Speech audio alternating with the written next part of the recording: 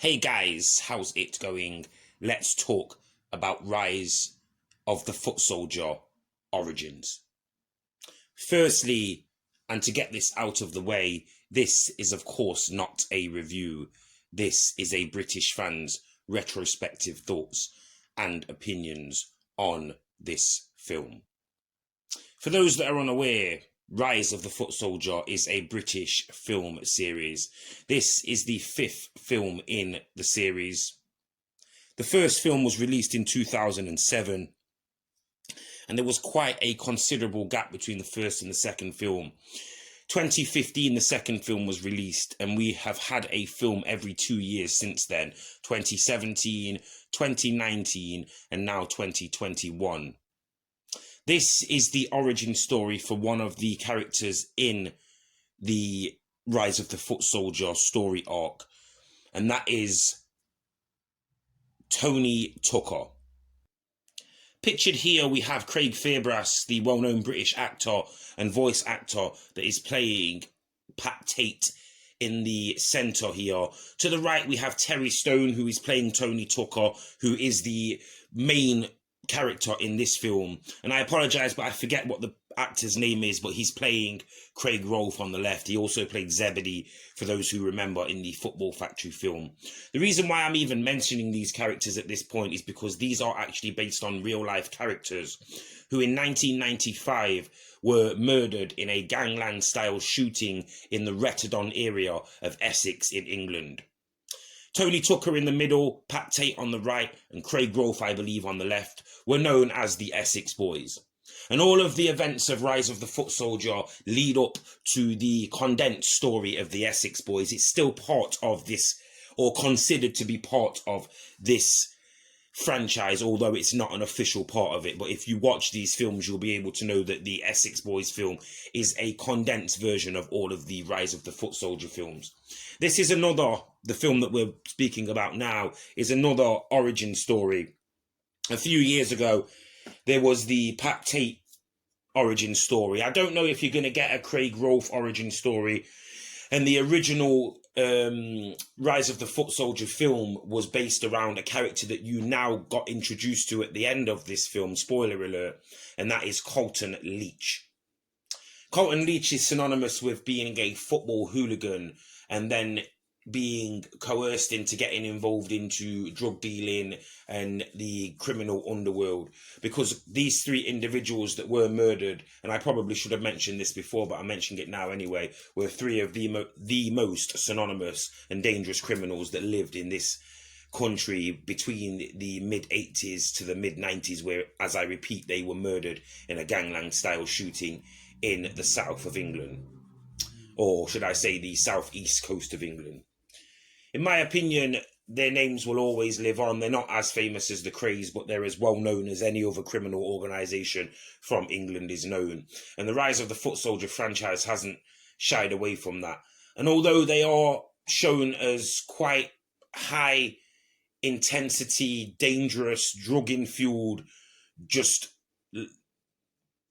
absolute psychopaths at times, there is also the negative side of that, and they do not shy away from it. They show these guys as what they are, which is being addicted to a lot of drugs that were not had not been in England for long enough for people to be able to know what the long-term effect of these things were. Things like cocaine and steroids, etc. These guys were into all sorts of stuff, and they obviously drifted between, knuckle dusters and smashing people's skulls in with hammers and glassing them and etc. to actually taking it to, gun violence, etc. These were working men trained to kill because they were soldiers. As it shows at the start of the movie, Tony Tucker was a soldier in the Falklands War, which of course, for those who don't know, was a very messy war, and there was things that were seen by some of the soldiers that obviously traumatized them throughout their life.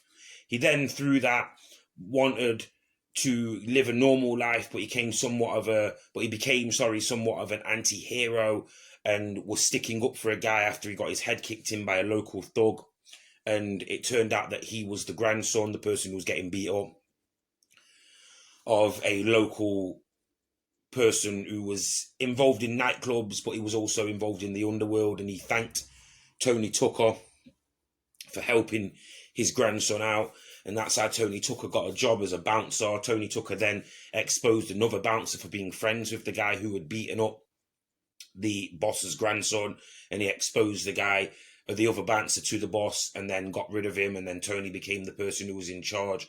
And as time went by, there was another nightclub that was failing called Raquel's, and Tony managed to, through the help of the character that was played by Vinnie Jones, who was called Bernard, they managed to get a job there, running the door there, and they really started to hit the big time. And this is where Tony Tucker met Craig Rolfe, who was a small-time thief and drug addict. And for some reason, he just took him under his wing and started hanging out with him because he wanted the thrill of being able to rob drug dealers, until it all started to collapse on its head and they started to get exposed of what they was doing, because it was becoming obvious, obviously, that Craig Rolfe was setting up people to have them robbed. There's also a funny part where Craig Rolfe's girlfriend is played by the female who played Haley Slater in EastEnders, and it's quite a funny and comedic part to the film, although I will admit freely that it didn't really have a part in this film, but it did add some comedic value to the film. But nonetheless, Tony Tucker continues to grow in the underground world and takes his opportunity to see exactly how much money can be made by robbing dealers and people who do underground activity, and then moving that stuff on in the nightclubs, which are full with people by now, because he's managing to control the doors from the local football hooligans and the local thugs, etc.